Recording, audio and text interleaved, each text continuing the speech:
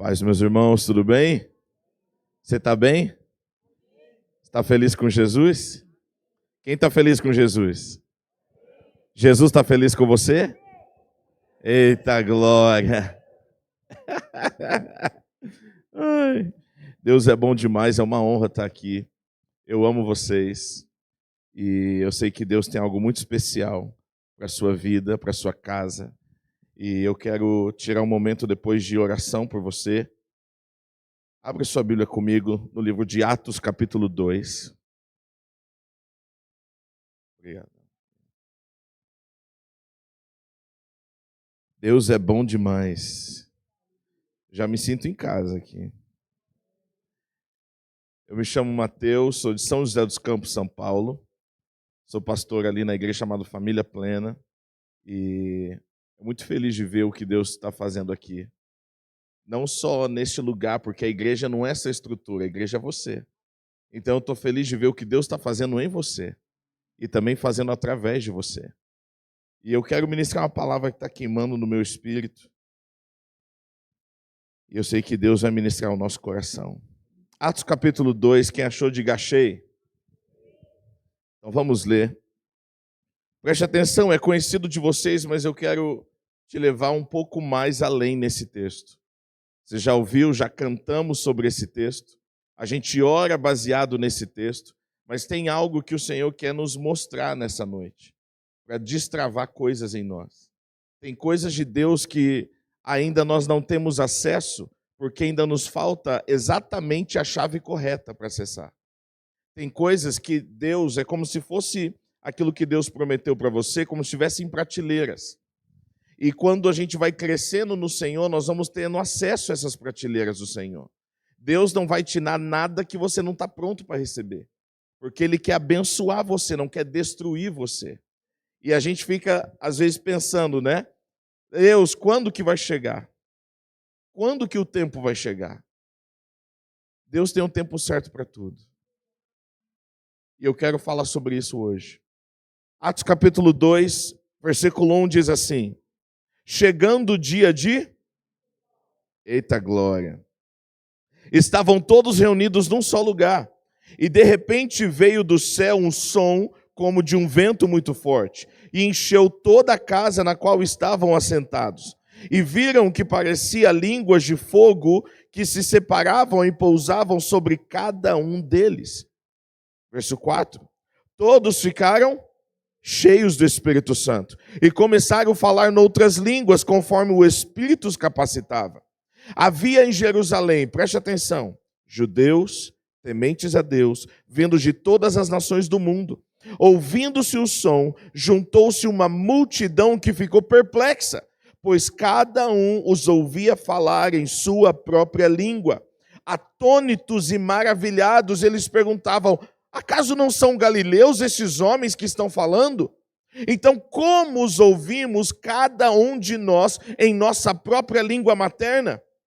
Partos, medos, elamitas, habitantes da Mesopotâmia, Judéia, Capadócia, do ponto alto da província da Ásia, Frígia, Panfilha, Egito e das partes da Líbia, próximas a Cirene, visitantes vindos de Roma, tanto judeus quanto os convertidos ao judaísmo, crentes e árabes, nós os ouvimos declarar as maravilhas de Deus em nossa própria língua. Gente, pensa que culto de avivamento foi esse? Agora, por que o Espírito Santo desceu nesse dia? Por que o Espírito Santo escolheu exatamente aquele momento para descer? Por quê? Eu quero aqui te dar um contexto bíblico um pouco do texto de Atos 2. Preste atenção, eu vou te dar um contexto histórico de Israel, para você entender o porquê o Espírito Santo veio nesse dia. Existia e existe, na cultura judaica, 3 ocasiões que todo mundo subia a Jerusalém. Você viu quando em Salmos tem o Cântico dos Degraus, o Cânticos das Subidas, eram exatamente as músicas que o povo cantava subindo a Jerusalém. Agora, o povo não subia em Jerusalém todo dia, o povo morava longe. Você viu gente de todas as partes do mundo. Eles subiam a Jerusalém 3 vezes por ano. Eram nas 3 festas. Primeiro era a festa da Páscoa. Todo mundo conhece o Páscoa. Páscoa no original significa festa da passagem, festa de liberação. Então o povo subia a Jerusalém.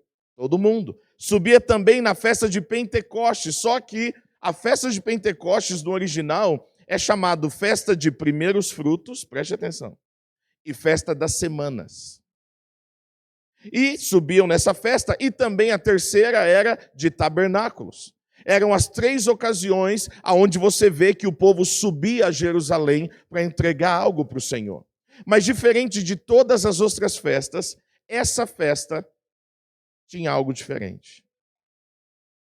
Pastor, tinha diferente porque o Espírito Santo desceu? Não, calma aí. Por que ele desceu nesse dia? O que estava acontecendo nesse dia em Jerusalém? Por que estava todo mundo em Jerusalém? Vou te continuar dando contexto, presta atenção. Vai juntando as peças comigo.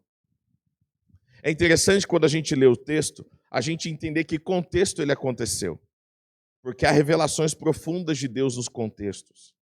Então, era a festa das semanas, que hoje nós conhecemos como Pentecostes, mas no povo conhecia na época como festa dos primeiros frutos e festa das semanas.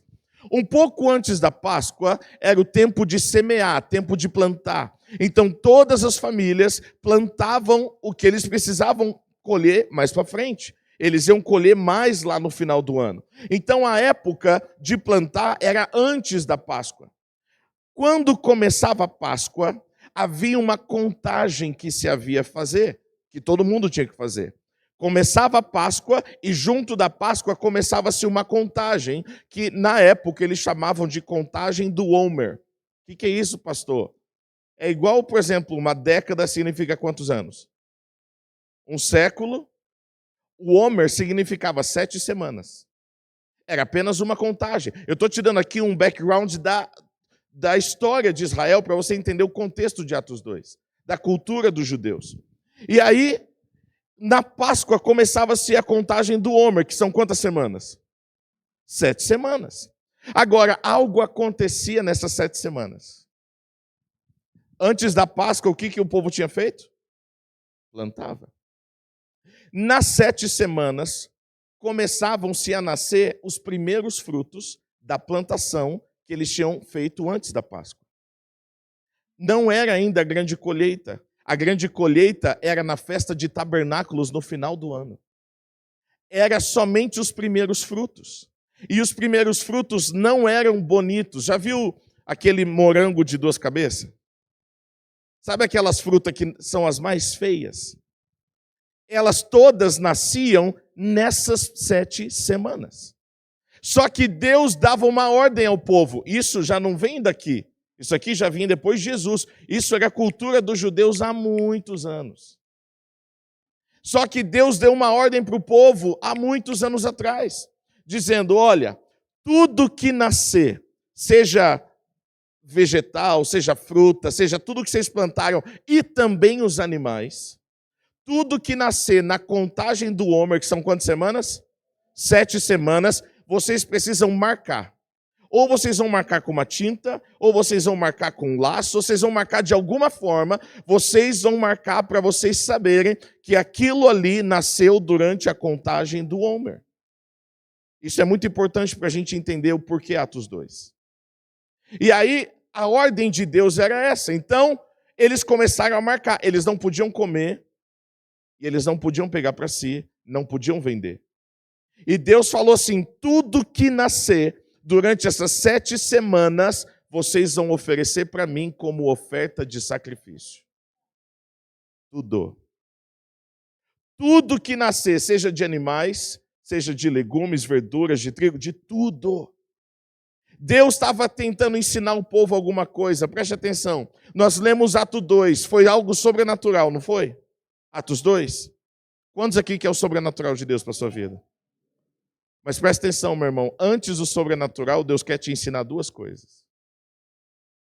Que é o que Deus estava tentando ensinar esse povo. E aí Deus falava para o povo, era uma ordem muito antiga do Senhor. Vocês vão pegar tudo que nascer, vocês vão marcar.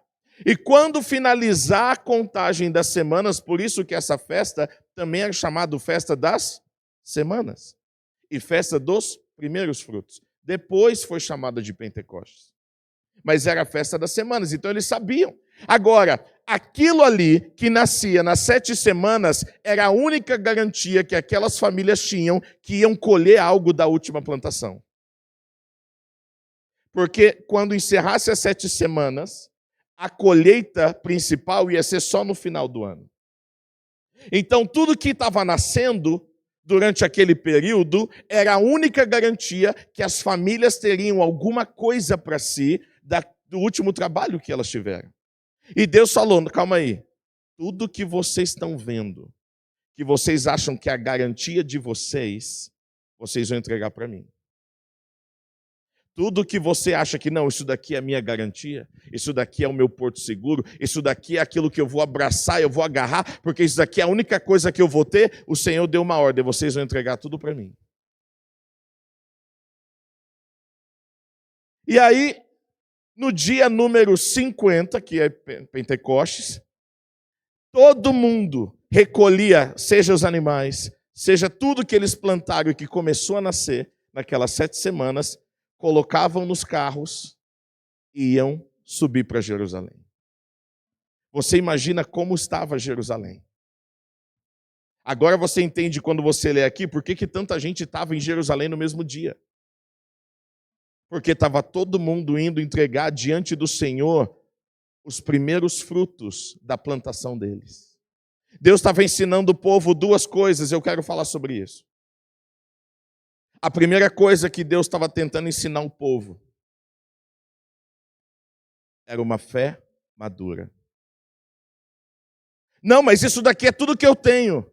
Isso daqui é tudo que eu vou conseguir, talvez isso aqui é minha garantia de tudo. Deus estava dizendo, entrega para mim que eu, o Senhor, a palavra diz assim, que a ordem de Deus era, vocês peguem tudo isso, entrega no altar do Senhor, entrega no meu altar, e eu, o Senhor, vou garantir a colheita de vocês no final do ano. Deus estava tentando desenvolver uma fé madura. O que é uma fé madura? O que é uma fé madura? É quando você faz não o que você sente, mas o que Deus mandou. Deus está tentando desenvolver em você, antes de você viver o sobrenatural de Deus, que tanto você ora, tanto você jejua, tanto você canta. Primeiro Deus está tentando desenvolver em você uma fé madura.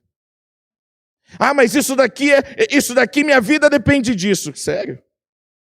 Deus estava tentando ensinar o povo, se vocês não entenderem que a dependência de vocês sou eu e a garantia de vocês sou eu, nada vai valer. Não é só ter fé que Deus existe, mas é ter fé madura que Ele vai recompensar todo o sacrifício que Ele pediu. Nós precisamos ter uma fé madura. E Deus coloca você em processos para desenvolver a maturidade da sua fé.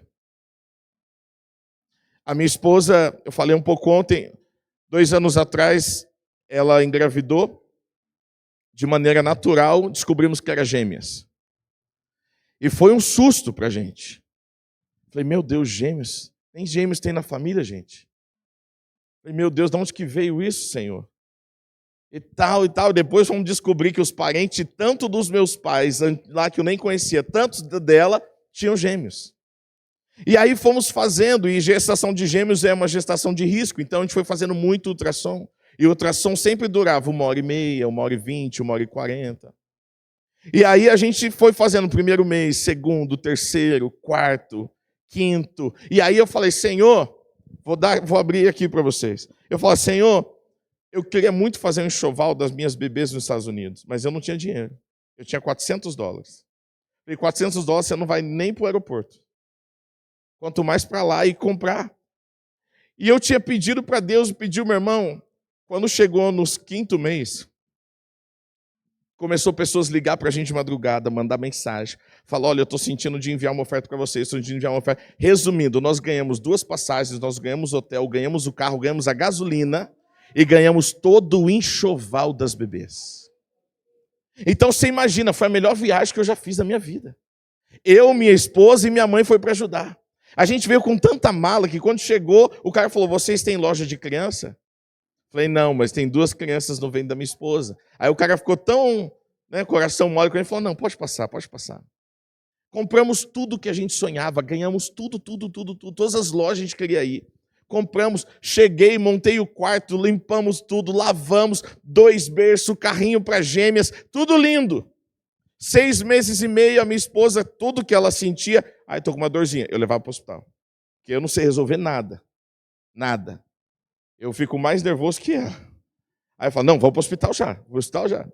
E aí, era um domingo. Aí ela, se eu estou sentindo uma dorzinha, vamos para o hospital. Aí íamos para o hospital. Aí passamos no primeiro médico, ele botou um aparelhinho, tipo um rádio assim, sabe, antigo. Botou olha, esse aqui é a BB1, o coração tá ok. BB2, coração tá ok, tá tudo, as duas estão vivas, tá tudo bem, tá tudo certo. Vocês podem, aí fizeram um exame, o colo do útero estava fechado e tal, pode ir para casa, acontece, tá um sangramentinho normal. Aí quando a gente estava levantando para ir embora, eu senti um negócio dentro de mim falando, pede um ultrassom. Eu falei, doutor, o senhor pode fazer um ultrassom na minha esposa? Ele, mas já está tudo perfeito, a gente ouviu o batimento dos 2 corações, das 2 bebês estão bem, tá, é normal e tal. Falei, mas por favor, tal. Ele, tá bom, vou fazer, que você está insistindo. Fomos para a sala de ultrassom. O ultrassom demorou 5 minutos. Aí a médica desligou o equipamento. Eu falei, ué. Aí ela, olha, gente, infelizmente, eu tenho que dar uma notícia para vocês. Eu falei, que notícia? A minha esposa ainda deitada, eu do lado sentado. A BB1 já não tem mais vida. Eu falei, como assim a BB1 não tem mais vida? Faz 10 minutos que a gente acabou de ouvir o coração das 2. Como assim? Aí chamou o outro médico. Aí ela falou, olha, a BB1 já está falecida há 5 semanas. Eu falei, não, é impossível. Aí eu peguei meu celular na hora. Aí eu falei, exatamente 5 semanas eu estava aqui nessa sala fazendo ultrassom, pode abrir aí. Aí ela viu lá, não, realmente, o ultrassom estava perfeito. Mas ela falou, olha, eu não tenho o que fazer. E depois, quando passar tudo isso, a gente vai fazer um exame em você e na sua esposa para ver o que vocês têm e tal. Nós não conseguimos identificar agora. E aí a BB1 ainda vai ficar aí, o corpo vai absorvendo. E aí quando a BB2 estiver pronta, a BB2 estava viva, estiver pronta para sair, a gente vai fazer uma cesárea e vai retirar o que o corpo não absorveu da BB1. Você imagina ouvir isso? Meu chão caiu, minha esposa começou a chorar deitada. Eu falei, Jesus, está acontecendo. Aí fomos para casa daquele jeito. Mandei uma mensagem, meus pais estavam na igreja, minha mãe foi lá, eu não consegui falar. Minha esposa que falou para minha mãe e tal, e aí todo mundo chorando na sala, acabou o culto lá. Minha mãe voltou para a igreja, depois acabou o culto, toda a minha família veio, meu pai e meu irmão, e aí oramos juntos, choramos juntos. E aí eu falei, ai meu Deus. Aí a médica mandando mensagem, fica feliz porque ainda a BB2 está viva. E aí eu falei, meu Deus, a minha esposa é pastora, ela é ministra de louvor, nós servimos na igreja, ela é psicóloga, mas nessa hora, meu irmão, você pode ser. E aí minha esposa, meu Deus, eu vou carregar uma bebê viva e uma morta no meu ventre até quando? E aí começou o processo de tirar um berço e devolver para a loja. Pegar o carrinho de gêmeos, voltar na loja e trocar para o carrinho de uma bebê só.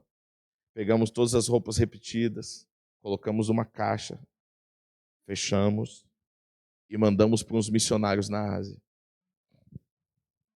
E aí, no meio disso tudo, passou uma semana e pouco, eu tive que ir para Brasília dar um treinamento numa igreja de líderes, e aí eu ia ficar a semana toda lá, e aí acabou a primeira parte do treinamento, chego no hotel, a minha esposa me liga por vídeo. Aí ela, amor, calma, fica calmo. Falei, já não estou calmo.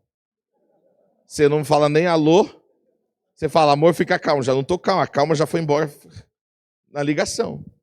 E aí ela falou assim, a BB1 acabou de sair aqui dentro de casa. Minha esposa não estava sozinha. A minha sogra estava lá, tinha mais pessoas lá com ela. Aí eu só sei que eu deixei tudo, fui para o aeroporto, peguei o próximo voo para São Paulo. E aí fui direto para o hospital. E aí chegou no hospital, pedi para ver a bebê, no outro dia teve que enterrar por causa dos números das semanas, teve que registrar e tal. E nós não fomos no enterro da nossa primeira bebê, porque a minha esposa não podia sair do hospital. E eu fiquei com ela, então a igreja foi e enterrou. E aí nós dois fizemos um culto lá ao Senhor. E aí ficamos no hospital e resumindo bem aqui, sentaram 7 médicos com a gente, falou assim, ó, não tem explicação e a gente não sabe como que a gente vai proceder porque não teve uma causa essa morte. A gente não sabe o que aconteceu. E acabou que a placenta da BB1, a BB1 saiu, mas a placenta ficou metade dentro e metade fora, grudada na BB2. Então minha esposa teve que ir para centro cirúrgico. Foi resumindo o testemunho aqui. Passou uma semana e pouco, de hospital fomos para casa. Ultrassom dia sim, dia não, dia sim, dia não. E a BB2 bem agitada e tal. A BB1 chamava Angel. E a BB2 chamava Radassa. E aí, estávamos em casa, ultrassom dia sim, dia não, e passando quase uma semana, minha esposa entra em trabalho de parto de madrugada, corre para o hospital, chega no hospital, não tinha vaga na UTI neonatal, e não podia fazer o parto lá. Minha esposa com 4 de dilatação, 5 de dilatação. E aí a médica falou assim, bota sua esposa no carro. Falei, quê? Falou, bota sua esposa no carro. Aí ela chamou o cara do hospital, falou assim, eu vou assumir esse caso sozinha. Pegou um papel, assinou e deixou em cima da cama. Tirei minha esposa, coloquei ela no carro, minha mãe dirigindo, minha esposa do lado, eu e a médica no banco de trás. Fomos para uma cidade do lado, Jacareí, que lá já tinha um contato direto e tal. Chegamos, já estava esperando a Bianca, minha esposa, e teve a bebê, saiu, chorou, e já levaram ela para fazer o exame, para ver se tinha infecção ou não. E aí chegou o resultado do exame super rápido, falou assim, olha, estava tudo bem a bebê, ela não tem infecção, que era a maior preocupação nossa, porque ficou com a irmã morta lá dentro. E tal, e agora só ela ganhar 500 gramas que ela vai para casa. Eu falei, tá bom. Primeiro dia, segundo dia, quando chegou no terceiro dia, avivamento lá na sala. Quando chegou no terceiro dia, e ela mexia muito, sempre mexia muito, no terceiro dia ela estava não mexendo mais, e aí descobrimos na hora do almoço que ela pegou uma infecção no hospital.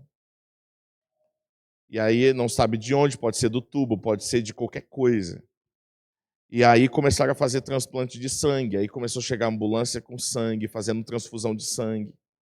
E aí começaram a fazer, só que a transfusão não era tão rápida quanto o desenvolvimento não sei se era vírus, bactéria, não sei dizer certo.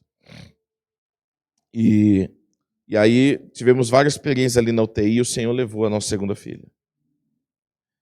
Aí nós voltamos para casa, no dia seguinte nós enterramos, quando nós enterramos o leite da minha esposa desceu.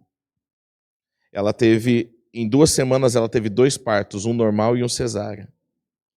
E ela ainda não tinha conseguido se recuperar porque ela tinha que tirar algum leite, antes do leite vem um outro, colosso, isso. No hospital, então nós íamos e voltávamos, Por causa disso, ela teve uma infecção muito forte na cesárea. Meu irmão, eu estou te contando aqui, vai vendo comigo. E aí, a médica falou, olha, tem uns líquidos que vai formando e precisa tirar. Aí eu falei, dá anestesia geral. Aí ela, não tem anestesia. A gente tem que tirar na mão. Aí eu segurava a minha esposa com os 2 braços, assim, ó, e ela não reclamava de nada. E a enfermeira lá, apertando, ela chorava de dor. Gente, para um homem, você não poder tirar a dor da pessoa que você mais ama. Aí eu falei, Senhor, o que está acontecendo com a minha casa? E aí eu sentei na cama assim, minha sogra, meus pais são pastores, minha sogra é pastora. Sentei no sofá e eu falei assim, por que com a gente? Você já fazia essa pergunta? Por que com a gente? A minha sogra falou assim, por que não com vocês? E aí começou a vir um monte de texto bíblico na minha cabeça. O sol nasce para o justo e para o injusto. A chuva cai para o justo e para o injusto. E tal. E eu fiquei triste, mas muito, muito, muito triste. A minha esposa, ela é ministra de adoração, ela compõe canções. E ela ficou trancada 2 dias no quarto, só cantando. Ela não conseguia falar. Ela só conseguia orar cantando, por 2 dias, sem parar. E aí, eu falei assim, Senhor, eu não quero falar com o Senhor, porque eu estou muito chateado. Eu estou muito triste. Já teve esses momentos que você não tem força nem para orar? Já aconteceu aqui com alguém, gente? Você não tem força para orar. Você fala, onde que eu errei? O que está acontecendo? Pelo amor de Deus. E aí eu falei, Senhor, eu não quero, eu não posso nem falar com o Senhor, porque se eu falar não vai ser bom. Porque eu não tenho nem palavra para dizer assim, o senhor não vai querer me escutar. Sabe, eu tenho umas conversas muito transparentes com Jesus. Falei, eu não quero falar com o Senhor. Passei 1 dia, 2 dias, 3 dias. No 4º dia eu falei, agora eu quero falar com o Senhor. Aí eu me tranquei no escritório. E aí eu falei assim, eu moro num apartamento, no 10º andar, não tem nada na frente. E eu fiquei olhando a janela assim. E aí eu falei assim, Deus, eu sei que o Senhor é bom, mas eu não estou sentindo que o Senhor é bom. Eu sei que o Senhor é bom, mas eu não estou conseguindo sentir que o Senhor está sendo bom com a minha casa. Eu sei aqui, mas o meu coração não está sentindo sua bondade. E eu fiquei falando isso para Deus, eu sei que o Senhor é bom, mas eu não sinto que o Senhor é bom. Então hoje eu quero tomar uma decisão aqui. Eu vou ficar com o que eu sei do Senhor, não com aquilo que eu sinto do Senhor. Quando eu falei isso, parecia que um vento entrou naquele escritório. Quando eu me dei conta, eu já estava deitado no chão. Uma glória de Deus veio, um conforto do Espírito Santo. Uma glória encheu aquele escritório que eu não conseguia ficar de pé. E aí eu ouvi o Senhor dizendo, eu choro com você e eu estou amadurecendo a sua fé. Sabe, meus irmãos, tem coisa que acontece com a gente, não é porque Deus quis, é porque nós vivemos num mundo caído. Isso é um resultado de um mundo que decidiu viver sem Deus. Nós fazemos parte disso. Ah, só porque eu sou crente não vai ter problema? Lógico que vai. Porque um dia o homem decidiu viver o seu próprio plano, não o plano de Deus. Mas um dia tudo voltará a ser perfeito quando o Senhor buscar a igreja. Mas Deus usa as situações mais difíceis da nossa vida, primeiro, para amadurecer a nossa fé. Porque para você acessar um novo nível de bênção que Deus tem para você e para sua casa, você precisa ter uma fé mais madura. Você não pode abandonar Deus, ou abandonar o chamado, abandonar os sonhos de Deus, abandonar as promessas de Deus, porque você não está sentindo que Ele não é bom. Porque se você sente ou você não sente, Ele continua sendo bom. Se você não sente vontade de adorar a Deus e você adora, você está desenvolvendo uma fé madura. Aí hoje eu vou para o culto, hoje eu nem sei se eu vou para o culto, eu não estou sentindo de ir para o culto. Você não tem que sentir de vir para o culto. A gente não sente para vir. A gente vem para amadurecer a nossa fé. Ah, eu não estou sentindo de orar. Ah, é? Só você que não está sentindo de orar. Mas eu vou orar mesmo assim. Eu não estou sentindo de ler a Bíblia. Jura? Eu não estou sentindo vontade de fazer devocional. Ah, parabéns, bem-vindo ao clube. Mas eu vou fazer, sabe por quê? Porque se eu sinto ou não sinto, Deus continua sendo digno. Deus continua sendo bom comigo, mesmo que eu não sinta que Ele está sendo bom. Naquela semana, a minha esposa compõe muitas canções. A maioria, 90% das músicas que ela lançou, são autorias dela. E aí ela sempre, há anos, pedia a Deus que ela queria compor uma música de gratidão. Mas ela sempre compunha sobre Jesus, sobre o poder de Deus, sobre o Espírito Santo, e sobre intimidade, sobre secreto. Mas nunca Deus tinha dado uma música de gratidão. Ela se trancou no quarto. E Deus deu para ela uma música inteira de gratidão. E ela cantava essa canção de gratidão a Deus. Gratidão a Deus, gratidão a Deus. Sabe, a situação que você está vivendo hoje é Deus querendo amadurecer a sua fé. Não faça as coisas para Deus só porque você sente. Faça porque você conhece quem Deus é. Eu falei para Deus, eu sei que o Senhor é bom, mas eu não sinto que o Senhor é bom. E hoje eu decido ficar com o que eu sei. Preste atenção, se você não tiver uma fé madura, você não consegue entregar aquilo que Deus te pede. E quem não entrega o que Deus pede, não abre espaço para receber o novo de Deus. Deus quer desenvolver em você uma fé madura. Uma fé que não vem com uma postagem ou com uma mensagem, a sua fé vai embora. Você desanima da igreja, desanima do chamado, desanima do ministério, por causa de alguém, por causa de alguma coisa.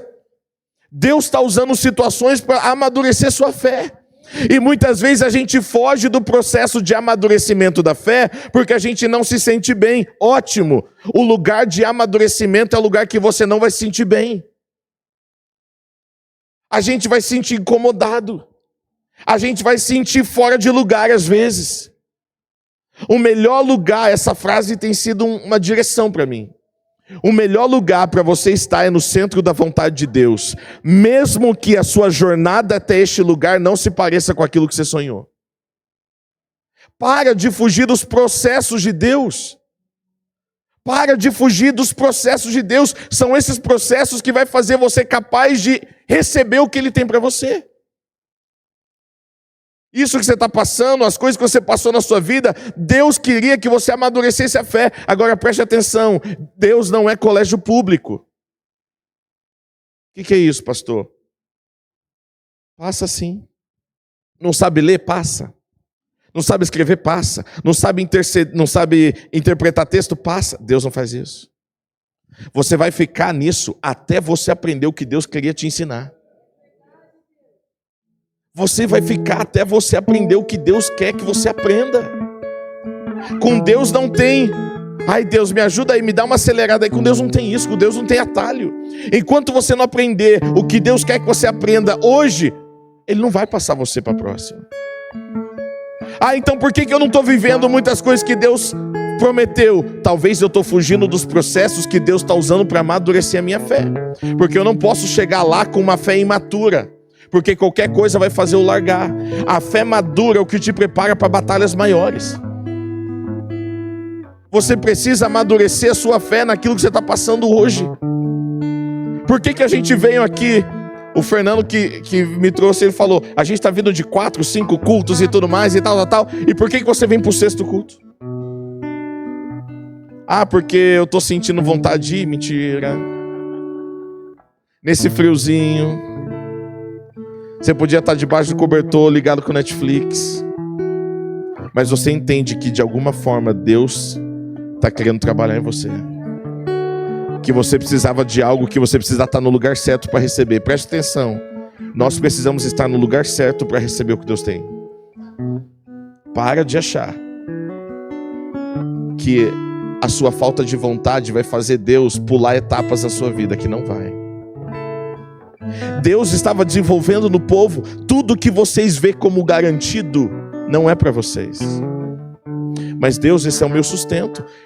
Eu não sei se os inimigos vão vir roubar a minha colheita, mas e tudo que eu plantei, todo o esforço que eu tive antes da Páscoa para plantar tudo isso, e esses animais que nasceram é garantia da minha casa. Tá vendo toda essa garantia?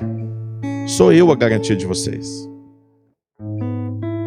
Aí no dia número 50, que completava 7 semanas, mas pastor, 7 vezes 7 dá 49, mas quando fecha o dia 49, o dia seguinte era o dia da entrega, o dia número 50. Enquanto não se encerrasse aquele ciclo, o povo não podia levar para Jerusalém as ofertas. E aí nesse dia, Deus desenvolvendo no povo uma fé madura. O que é? Senhor, tá bom. Tudo que eu acreditei que eu podia tocar, que era a minha garantia, não é o Senhor. Então Deus estava desenvolvendo no povo, primeiro, uma fé madura. Segundo, uma entrega total. Deus estava pedindo para o povo algo que eles precisavam entregar. Deus quer que você chegue no nível que você vai falar para Deus de coração: Senhor, não tem nada na minha vida que o Senhor não peça que eu não dê. Assim como Abraão. Sabe o filho, Abraão, que você ama? Você vai entregar ele para mim. Obediência não é você ficar resmungando com Deus. Obediência é você pegar o padrão de Abraão. Deus falou: Abraão, pega o seu filho e vai para o lugar que eu ainda vou te mostrar. Você nem sabe onde é ainda. A Bíblia, no versículo seguinte, prontamente Abraão se levantou, pegou a lenha, pegou não sei o que, e foi. E aí, nesse contexto, é a primeira vez que a palavra adoração aparece na Bíblia. Adoração não tem nada a ver com música. Adoração não tem nada a ver com você se levantar, se deitar, se chorar. Isso é maravilhoso, mas isso não é o primeiro significado de adoração. A primeira vez que a palavra adoração apareceu na Bíblia foi quando Abraão estava levando Isaac para ser sacrificado. E aí ele diz para o servo: você fica aqui, eu e ele vamos subir a adorar ao Senhor e voltaremos. Adoração tem a ver com música, tem a ver com entrega. Não uma entrega que você sente, é uma entrega que você sabe para quem você está entregando. Você acha que Abraão sentiu no coração dele o desejo de entregar Isaac? Mas se você só se move pelo que sente, você não sai do lugar. Você transita de um lugar para o outro, achando que você está saindo de um lugar para um outro nível, mas você na verdade está parado na sua vida. E a gente muda de lugar achando que mudando de lugar só geográfico, ou mudando de casa, ou mudando de coisa, ou mudando de casamento, ou mudando de relacionamento, ou mudando de trabalho, a gente vai viver o novo, e não é isso. Adoração é o quanto você está disposto a entregar para Deus, não pelo que você sente, mas pelo que você sabe de quem está pedindo de você. Essas duas coisas, Deus estava ensinando o povo antes do Espírito Santo descer. A gente ama Atos 2, o Espírito Santo veio, e línguas, e não sei o que, maravilhoso. Mas e a entrega que aquele povo estava fazendo ao Senhor? E a entrega? Preste atenção, a descida do Espírito Santo foi uma resposta de Deus a uma entrega. O avivamento sobrenatural na sua vida é uma resposta que Deus vai dar a uma entrega que você vai fazer. A uma fé madura. A uma entrega total. Enquanto você não deixar Deus desenvolver em você uma fé madura e uma entrega total, o sobrenatural ainda vai estar te esperando. Aquilo que a gente mais ora, busca, canta e jejua e tal, vai estar te esperando. Eu não sei o que é, mas Deus está tentando desenvolver em você uma fé madura e uma entrega total. E aí fizemos 8 meses de exame. Deu nada. Nada. Aí depois, engravidou de novo. E aí veio Elisa, que a gente mostrou uma foto ontem. E aí eu orei como Sara orou. Deus devolveu para mim o riso. Preste atenção. Deus sempre vai devolver para a gente o riso quando a estação anterior foi uma entrega de choro. Sempre. Ninguém ganha de Deus no dar. Ninguém. Ah, mas eu estou dando tanto. Ninguém ganha de Deus no dar. Primeiro, se Ele já não desse nada para a gente, Ele já nos deu mais do que o suficiente. Ele já nos deu tudo. Se você fechar os seus olhos aqui, você vai abrir lá, aonde não vai ter mais dor, não vai ter mais sofrimento, não vai ter mais choro. E Ele vai receber a gente numa mesa. Fica de pé no seu lugar, por favor.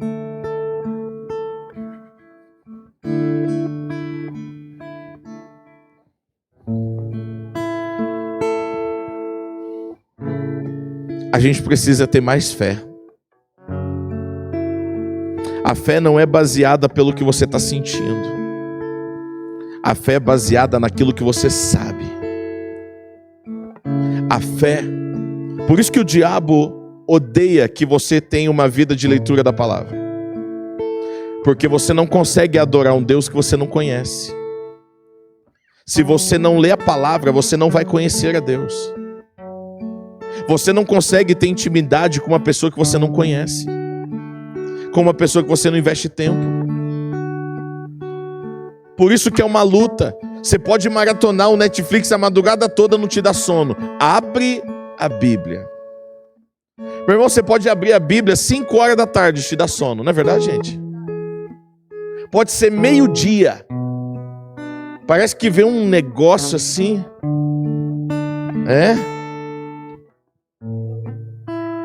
Sabe por quê? Porque o diabo sabe que quanto mais você conhecer esse livro, mais você vai conhecer a Deus.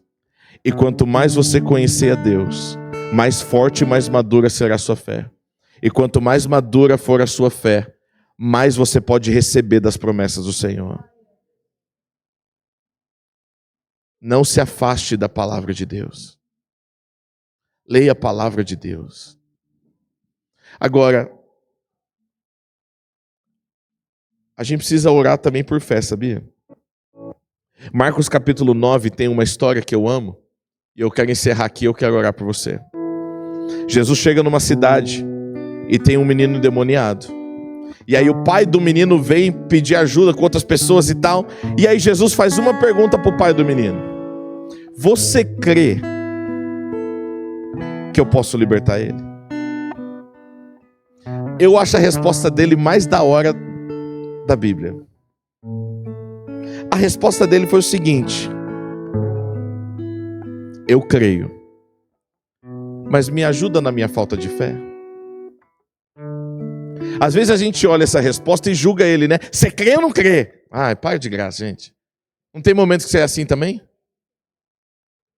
A gente olha o povo lá de Israel, né? Ai, que povo isso, povo aquilo. A gente às vezes age igualzinho. Porque às vezes o que mais te irrita no outro é o que você tem em você e não enxerga. Aí a gente olha uma resposta dele, o pai dizendo: eu creio, mas me ajuda na minha falta de fé. Às vezes a gente está assim: eu creio que o Senhor pode fazer, mas eu não sei se eu creio o suficiente que o Senhor vai fazer para mim. Eu creio que o Senhor é capaz de fazer, mas eu não sei se eu creio que o Senhor vai fazer na minha história. Alguém já pensou isso? Ai, não estou sozinho, né? Hã? É raro, mas acontece sempre. Deus está tentando desenvolver em você uma fé madura. Sabe por quê? A maior prova de fé é o descanso. A maior prova de fé é o descanso. A Bíblia fala: aquietai-vos e sabei que eu sou Deus. Saber, conhecer. Você não consegue saber que Deus é Deus naquela situação enquanto sua alma está agitada.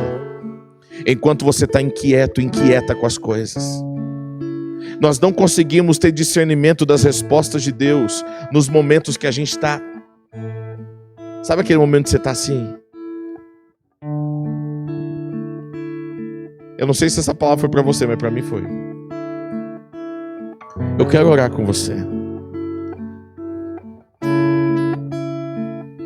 Você me ajuda a tirar isso aqui.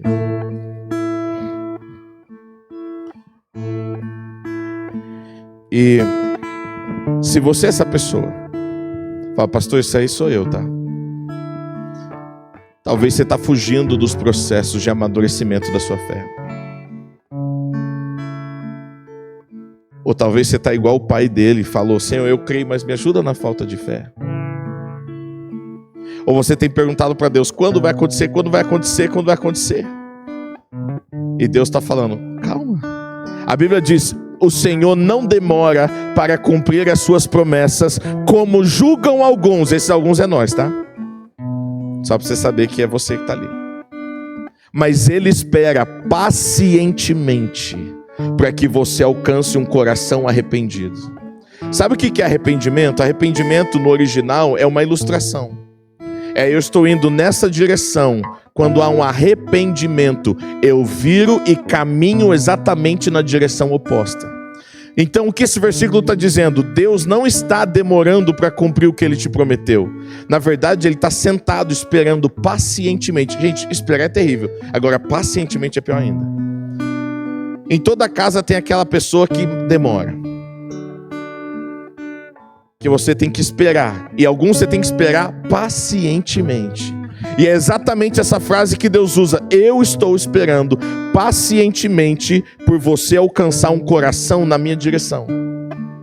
Um coração no lugar certo. Eu não estou demorando para cumprir o que eu falei que eu vou fazer. Eu estou esperando você colocar o coração no lugar certo para que eu cumpra isso. Eu quero orar por você. Ou talvez está passando também hoje uma situação que você está igual eu estava naquele dia. Senhor, eu sei que o Senhor é bom, mas não estou sentindo que o Senhor está sendo bom, não. Se você é uma dessas pessoas, você pode vir aqui no altar, porque o altar é lugar de entrega. O altar é o lugar de: Senhor, eu não consigo, estou aqui. Tira o seu tempo aí. Você pode se ajoelhar se quiser, você pode ficar de pé, você pode fazer o que você quiser. É o seu tempo com o Senhor.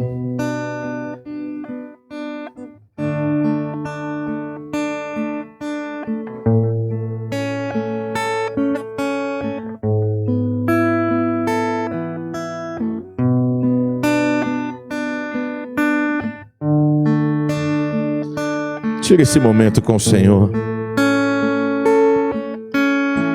Senhor, nós queremos o sobrenatural. A gente quer viver coisas sobrenaturais, assim como foi Atos 2. E a gente lê Atos 2, canta sobre Atos 2, e a gente fica orando: Senhor, derrama esse Pentecoste na minha casa, derrama o Pentecoste na igreja, no meu chamado, no meu ministério, na minha família. Mas a gente não quer passar pelo amadurecimento da fé e pela uma entrega total. Senhor, a descida do Espírito Santo foi uma resposta a uma entrega total e a uma fé madura daquele povo.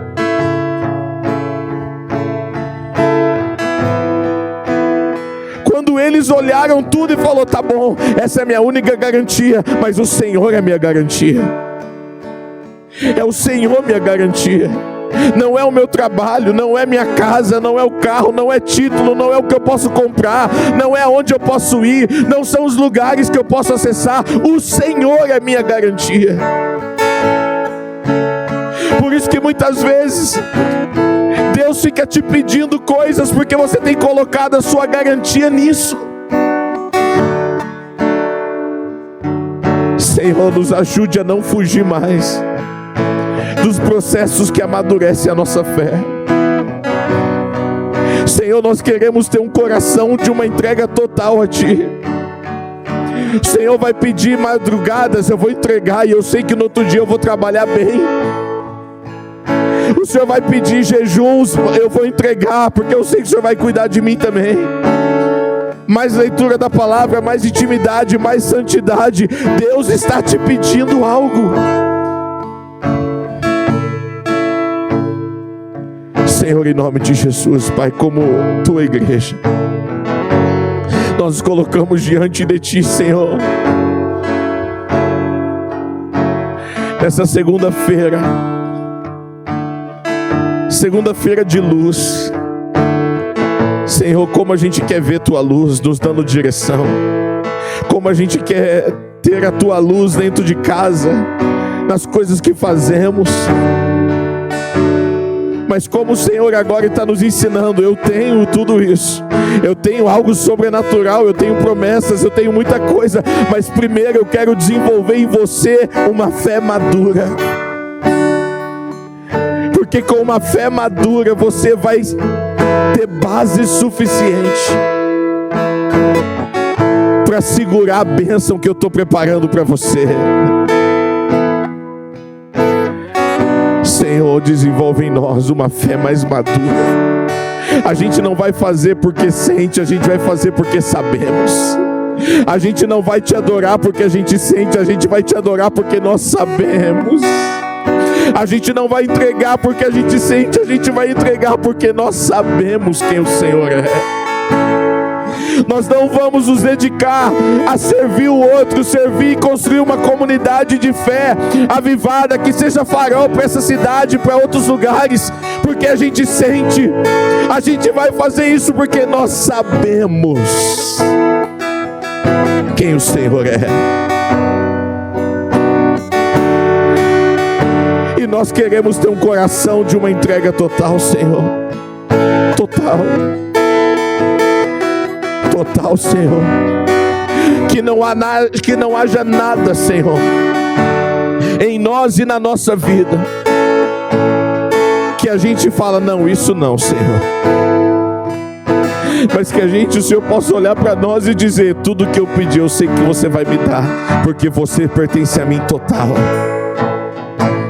Porque tudo que temos veio dele, porque dele, por ele, para ele são todas as coisas. As coisas vieram dele, porque dele, por ele, depende dele, e para ele, finalizam nele, são todas as coisas. As coisas começam nele, dependem dele, finalizam nele.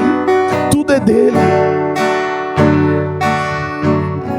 Espírito Santo de Deus, Senhor, eu oro agora. O Senhor sabe qual estação cada um está. E eu te peço, Espírito Santo, que o Senhor venha nos amadurecer.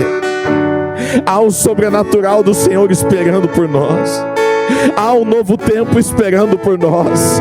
Há promessas esperando por nós. E nós dizemos sim, Senhor. Sim, Senhor. Desenvolve em mim um coração como Jesus. Espírito Santo, desenvolve em mim um coração como o de Jesus. Nós queremos ser mais parecidos com Jesus. Nós queremos ser mais parecidos com Jesus. Mais parecidos contigo, Senhor. O Senhor nos amou de tal maneira que o Senhor entregou o seu Filho por nós.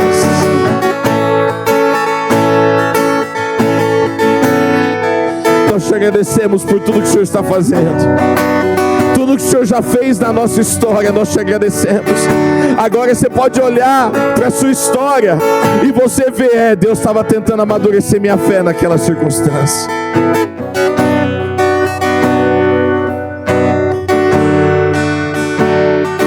Senhor, nós te agradecemos por tudo que o Senhor já fez, por tudo que o Senhor está fazendo. E pela fé agora nós já podemos te agradecer por tudo que o Senhor ainda vai fazer.